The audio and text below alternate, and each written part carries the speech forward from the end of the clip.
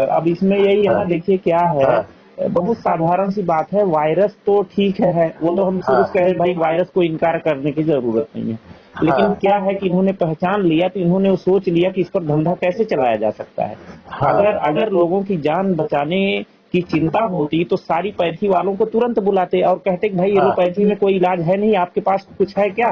तो हाँ और हाँ यहाँ कंफर्म है कि हाँ होम्योपैथी और नेचुरोपैथी दो में तो बिल्कुल कंफर्म है कि हाँ कोई एक सिंगल मरीज भी मर नहीं सकता इसमें।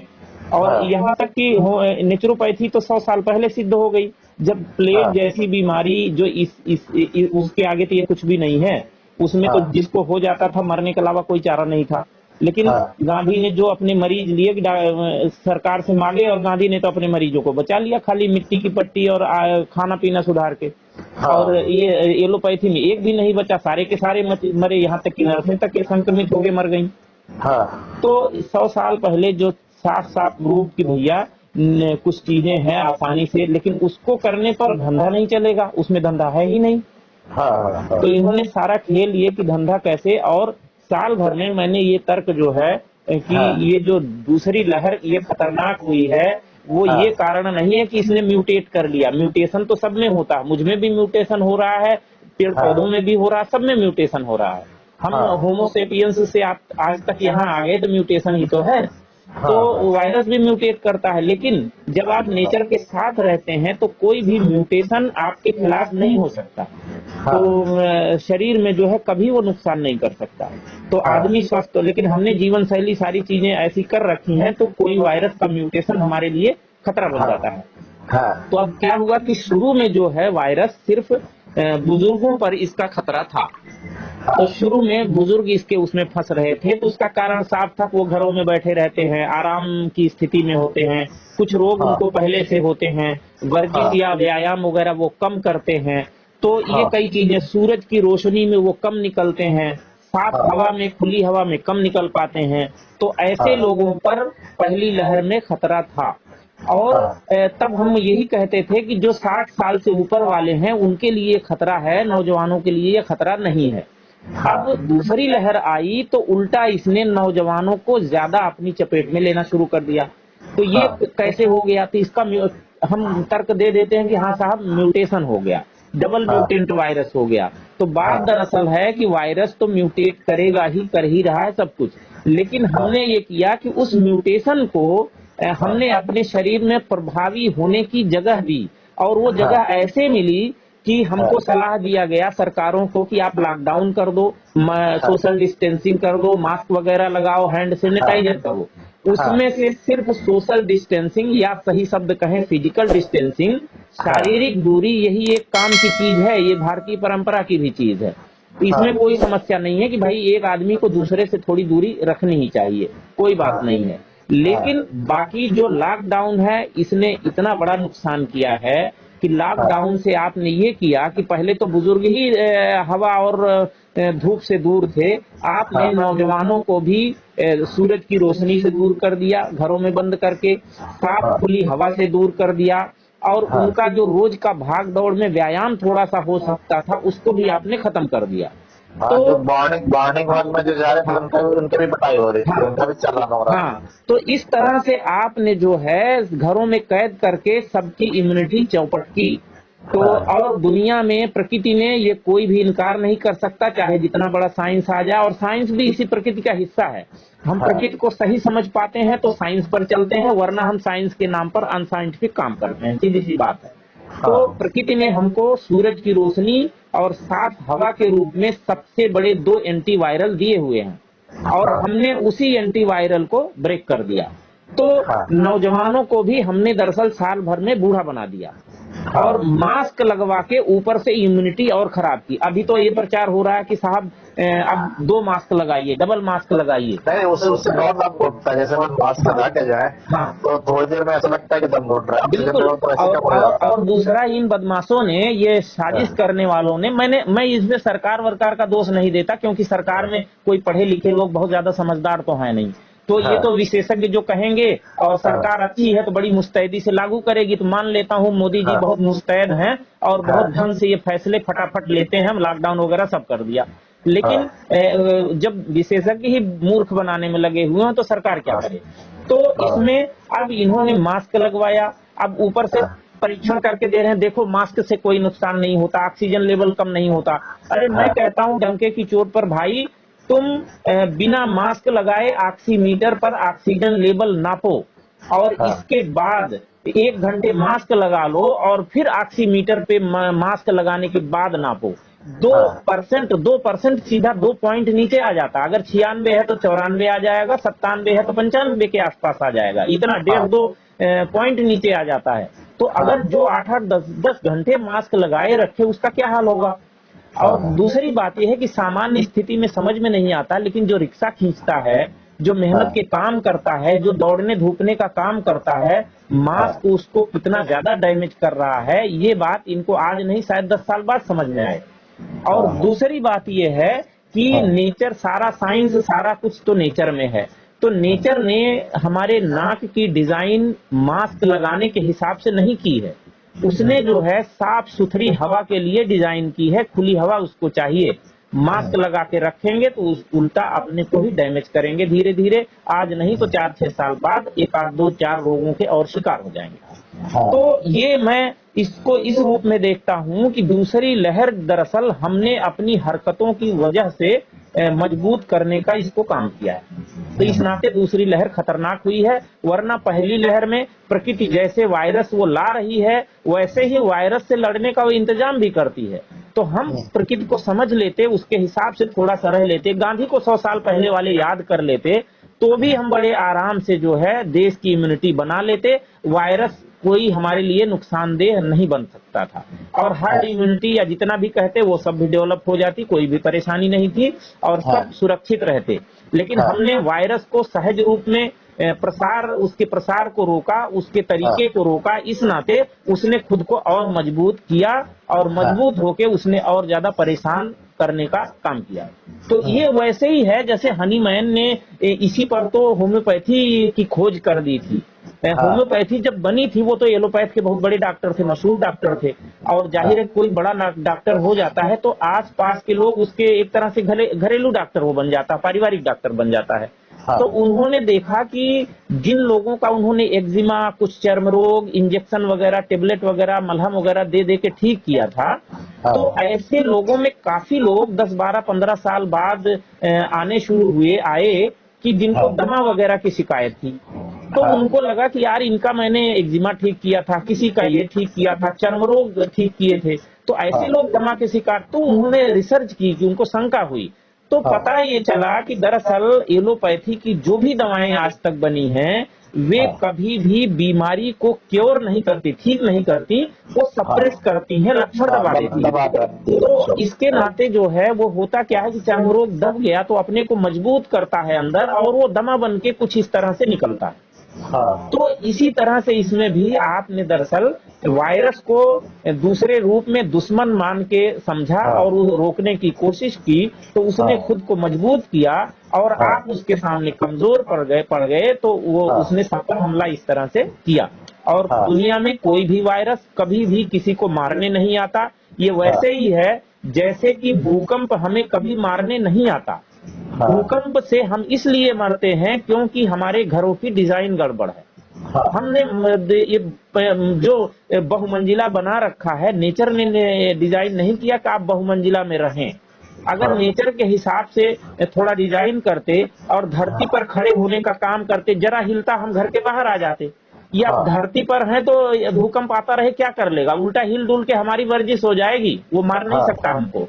तो ये भूकंप वगैरह ये जो भी चीजें हैं प्रकृति की, ये हमारा इस तरह से नुकसान नहीं करती, संकेत देती हैं कि भाई समझ जाओ कुछ दिक्कतें हैं, कुछ चीजें हैं, आपको समझने की जरूरत है। तो ये सारी चीजें, लेकिन इनको ये नहीं समझ में आएगा, ये केमिकल अणु परमाणु इनकी संरचना जानने में इतने मशगूल हैं, इनको लगता है यही जान के हम दुनिया जीत लेंगे। तो वो जानना जरूरी है क्योंकि ये ज्ञान है, ज्ञान चाहिए, लेकिन जीवन का जो सहज ज्ञान है वो तो नेचर ने दिया हुआ है सीधे सीधे, उसको भी समझना चाहिए। क्योंकि अगर परमाणु और इसकी संरचना जानकर जीवन जिया जाता तो भाई रे फिर तो जीवन होता ही नहीं ना। जीवन तो पहले से है जब परमाणु की संरचना हम नहीं जान रहे हैं। इसका मतलब जीवन जीने का जो जरूरी ज्ञान है वो नेचर में मौजूद है, उसको समझ कर चलेंगे तो हम स्वस्थ रहेंगे, और इसके बाद स्वस्थ रह के हम गहरा ज्ञान प्राप्त कर लें, जिसको परम ज्ञान या मोक्ष वाली यात्रा कह लें, हम वो वाला हम प्राप्त कर लें। विज्ञान ज्ञान ये सब की उन्नति करते रहें, सूरज चांद सितारे पे जाते रहें।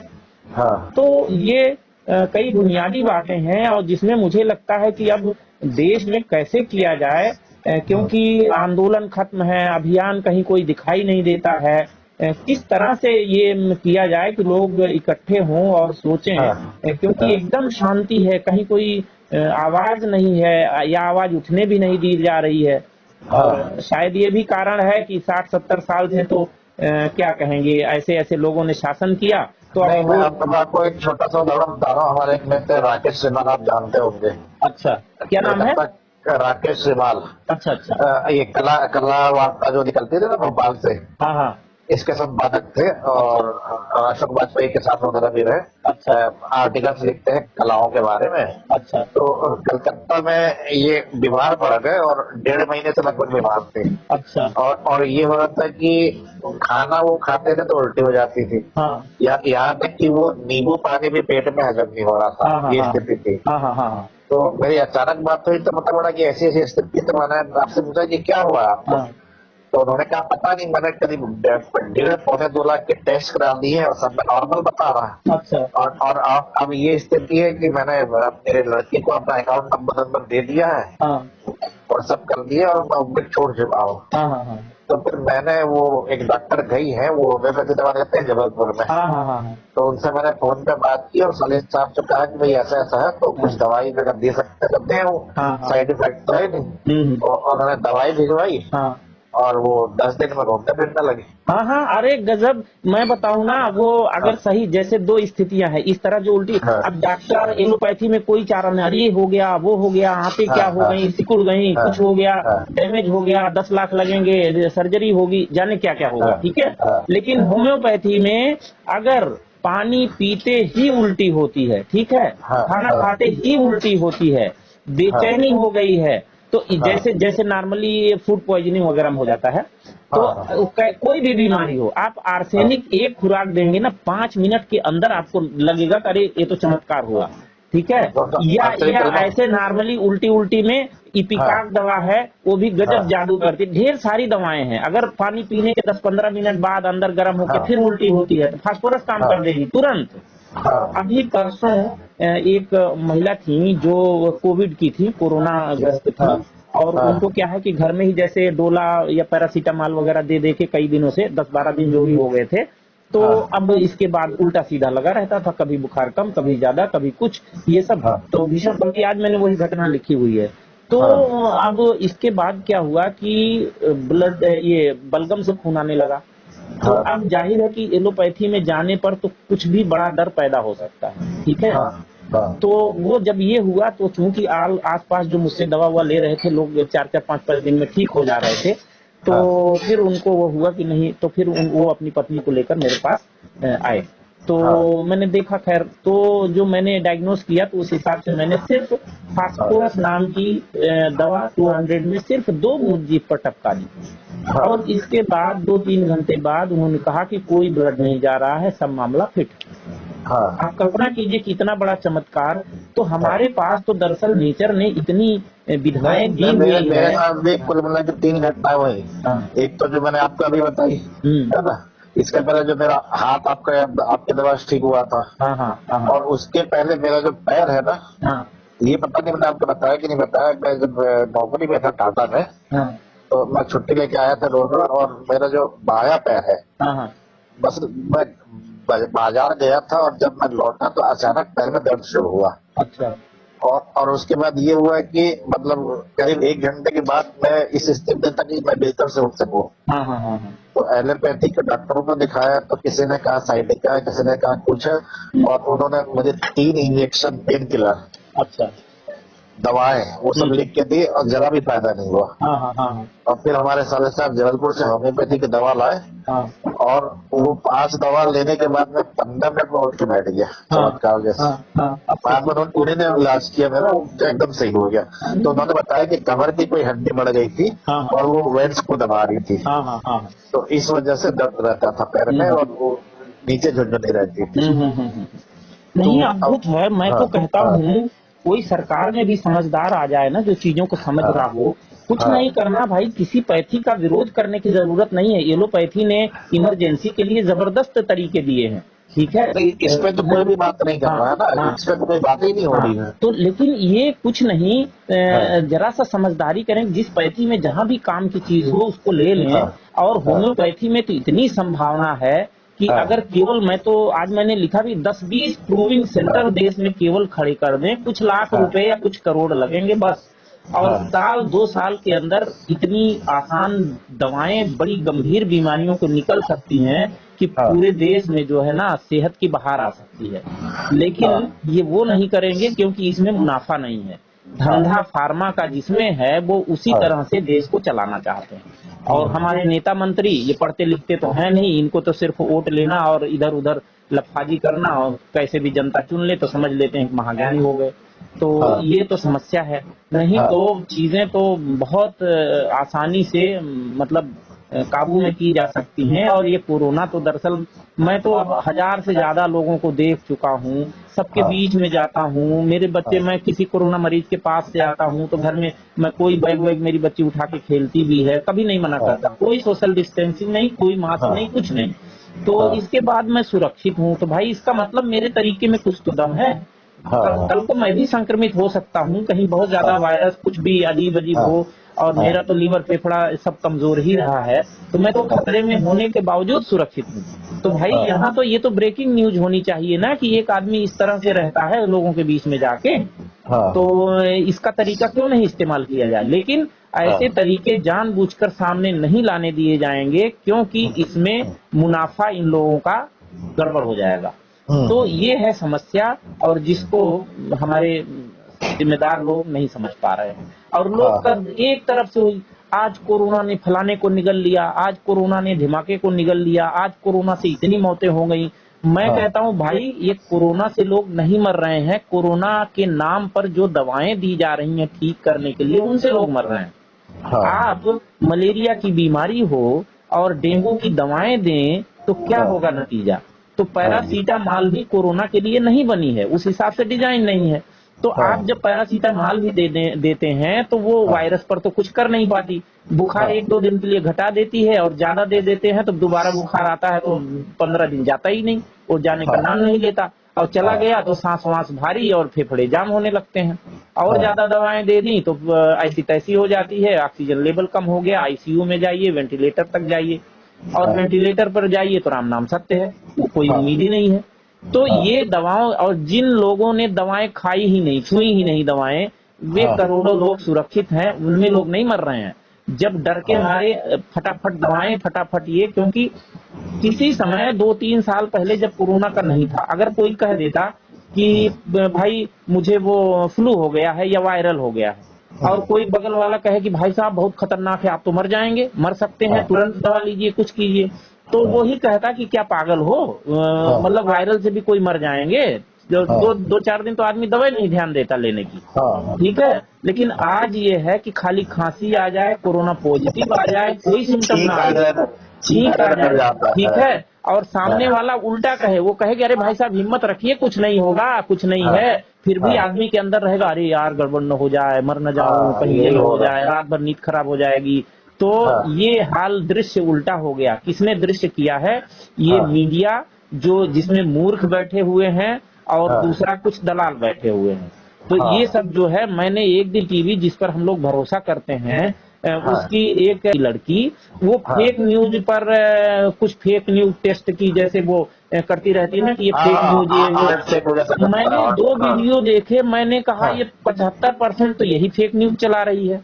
मतलब लोगों को डराने का, और जो सही जानकारियां उन्हीं को गलत साबित करने का, और उल्टे सीधे कुछ चीजें लाके उनके नाम पर जिन्होंने उसको कभी कही ही नहीं थी। हाँ, तो हद हो गई। ये लोग खुद ही फेक न्यूज चलाने में लगे हुए हैं। तो बल्कि राजीव जी ने कभी वो स्वाइन फ्लू वाले जब भाषण दिया है ना, जो पुणे उने में, तो हाँ, उस भाषण में तो आप स्वाइन फ्लू केवल शब्द हटा के कोरोना लिख दीजिए तो लगेगा हाँ, कि एकदम आज की तारीख में वो भाषण दे रहे हैं, भले ही 12 साल पहले का भाषण हो। हाँ, और दूसरा एक में उन्होंने कहा है कि दिल्ली के एक अंग्रेजी के अखबार के संपादक ने मुझसे बताया कि कैसे जो है फार्मा मतलब कुछ कंपनियों से कैसे चेक आते हैं और चेक के साथ खबर है कि इसको इस हाँ, तरह से हमको प्लेस करना है। तो हाँ, कैसे ये मामला सब चलता है, तो ये आज भी वही धंधा चल रहा होगा। चीजें जो है हाँ, इस तरह से हाँ, जो है, क्या हाँ, कहेंगे। अब वैक्सीन के नाम पर आप देखिए, अब वैक्सीन पर जो खबरें मरने की हैं, परेशान होने की, उनकी खबरें नहीं दिखा रहे हैं क्योंकि लोग हाँ, वैक्सीन से भी दिखेंगे। अब मेरे पास हाँ, तो रोज आए दिन फोन आ रहे हैं, कई लोगों को फोन आ गए कि साहब हाँ, वैक्सीन लगवाने के बाद महीने भर से मेरा बुखार ही नहीं जा रहा है, बड़ी हालत खराब है, क्या करूं। हाँ, तो हाँ, मैं उनको होम्योपैथी से ठीक कर रहा हूं, ठीक है। हाँ, और कुछ की तो आईसीयू में ले जाने की नौबत आ गई। एक हाँ, आदमी के शरीर पर ऐसा रिएक्शन हुआ, पूरे शरीर पे छाले पड़ गए और उठ बैठ हाँ, नहीं सकता था। इलाहाबाद के हमारे एक साथी हैं, उन्होंने फोन किया कि ऐसा ऐसा हमारे एक साथी को हुआ है। तो हाँ, खैर मैंने बात समझी और दी, और शाम तक आदमी टहलने लायक हो गया। तो ये हाँ। हाल है। ये तो अरबों का मामला है ना, हैं? अरबों खरबों का मामला है। तो हम्म। वो तो हर संभव प्रयास करेंगे, बिल्कुल बिल्कुल, है ये तो ना। पूरा आप देखिए ना, इस पूरे लॉकडाउन में और इस कोरोना महामारी में ये हाँ, कौन सी महामारी है जिसने आम आदमी को गरीब कर दिया, ठीक है, लेकिन हाँ, धनी को और धनी कर दिया। 40 हाँ, नए अरबपति बन गए बिल्कुल बिल्कुल। और जितने रिलायंस से लेके सबकी संपत्तियां बढ़ गई। तो क्लब ले इस लिया इंग्लैंड हाँ, में। तो इसका मतलब ये है कि ये बहुत बड़ा खेल है। और नहीं हाँ, तो ये लोग बड़े बड़े दानी लोग दान करके तो हाँ, आदमी का पैसा कम होता है ना। हाँ, तो हाँ, ये सब वैक्सीन बनाने सब में खर्च कर रहे हैं और उल्टा इनका पैसा बढ़ता जा रहा है। तो वही है, आम आदमी की जेब से जैसे भी वो निकले और इनके हाँ, पास पहुंचे। हाँ, हाँ, तो ये सारा कुछ है, और इतना ज्यादा वो कर दो कि धीरे धीरे सब मॉडर्न मेडिकल सिस्टम में आ जाएं, सब मेडिक्लेम लें, सबका पैसा खर्च हो, सब परमानेंट बीमार रहें, मरे ना हाँ, एकदम से, बीमारी हाँ, कुछ न कुछ लगी रहे ताकि ये धंधा चलता रहे बढ़िया तरीके से। और हाँ, इनका ये भी है कि हाँ, जो वैकल्पिक चिकित्सा पद्धतियां हैं उन पर धीरे धीरे लग जाए हाँ, पाबंदी। कुछ हाँ, देशों में तो लगी गई है कि मुझे बताया हाँ, कि कुछ देशों का तो ये हाल है कि अगर आपकी जेब में कुत्ता भी सूंघ ले कि आयुर्वेद या होम्योपैथी की दवा रखी है तो आपको हाँ। जेल हो जाएगी। अच्छा, ऐसा भी है? हाँ, तो ये फार्मा का पूरा नेक्सस जो है ना, डब्ल्यूएचओ तो हाँ, उसी की गिरफ्त में रहता है। डब्ल्यूएचओ तो उनका शुद्ध शुद्ध दलाल है, कह लीजिए आप। ये हाल है कि डब्ल्यूएचओ पर नेक्सस कैसे काम करता है फार्मा का, कि आप हाँ, समझिए कि 50% रिसर्चेज जो डब्ल्यूएचओ के मार्फत आती हैं वो तो ठीक ठाक होती हैं, उनसे भरोसा जगता है। हाँ, लेकिन बाकी 50% फेक होती हैं, फार्मा कंपनियों का धंधा चमकाने के लिए इस्तेमाल हाँ, की जाती हैं और जानबूझ के उस तरह से मैनिपुलेट हाँ, किया जाता है। तो हाँ, ये हाल है। आप समझिए कि अब ये हम इंटरनेट इस जमाने में जो है ना, समझदार तो हो रहे हैं, जानकारियां आ रही हैं, लेकिन हाँ, इसी का इस्तेमाल किया जा रहा है कि लोगों को मानसिक रूप से कैसे मोड़ा जाए, उनको एक दूसरे तरह का गुलाम बनाया जाए। हाँ, वो तो हम देख ही रहे हैं कैसा इस्तेमाल कर हमारी रहे हैं। सारी जानकारियां, सारी हाँ, टेंडेंसी, सब कुछ हाँ, उनके पास है। क्योंकि हाँ, हम कहीं भी जाइए, गूगल ऑन कीजिए ना, तो उस पर हाँ, बताता रहता है कि आप यहाँ कब आए थे, कितने तारीख को आए बिल्कुल थे, बिल्कुल और बिल्कुल। किस आपने रेस्टोरेंट एक में, पल की खबर है। हाँ, किस रेस्टोरेंट में आपने क्या खाया, सब तो वो बताता रहता है। सब सब हाँ, तो बिल्कुल। सब कुछ उनके पास है। तभी हाँ, अनजाने में एक दिन पता चलता है, किसी नए बैंक का, किसी नई संस्था का फोन आ जाता है कि साहब आप ये ले लीजिए, वो ले लीजिए। तो जाहिर है सब नंबर हमारे, हाँ, सब कॉन्टेक्ट सब तो उनके पास हैं। बिल्कुल तो वो बिल्कुल। इसका इस्तेमाल करते हैं कि आदमी। आप गूगल में अपन एक सर्च करते हैं, मान लीजिए कोई चीज हमने सर्च की हम्म और अगले दिन फेसबुक में उसका विज्ञापन आ जाता है एकदम सामने। हम्म। हाँ, ये तो है। बिल्कुल बिल्कुल, यही चल रहा है। तो हाँ, अब वास्तव में एक बड़े मूवमेंट की जरूरत है जो समझदारी के साथ लेकिन कोई क्या है, मूवमेंट को बने। इतना बदनाम कर दिया ना इन लोगों ने हाँ हाँ, कि ये अब आपको सब आम आदमी हाँ, पार्टी ये सब बन बन हाँ, के और हाँ, कहने के वही लिए तो क्रांतिकारी था, अन्ना जब कुल मिला के हजारे नेता निकल ये गए सब सब। राजीव आई भी इन लोगों ने इतना बदनाम कर हाँ, दिया तो ना आंदोलन को। ऐसी स्थिति में क्या है कि फिर मोदी जैसा व्यक्ति ही सबसे ज्यादा विश्वसनीय लगता है लोगों को ना। हाँ, फिर यही तो है। भाई हर तरफ एकदम से वो है, तो उसमें हाँ, से मोदी 10 बेवकूफियां करते हुए भी उनसे बेहतर साबित होता है ना। हाँ, तो इस नाते वो कहीं कोई मूवमेंट नहीं, कहीं कोई चीज नहीं। हाँ। तो लेकिन उसकी जरूरत है और वास्तव में कुछ करने की जरूरत है।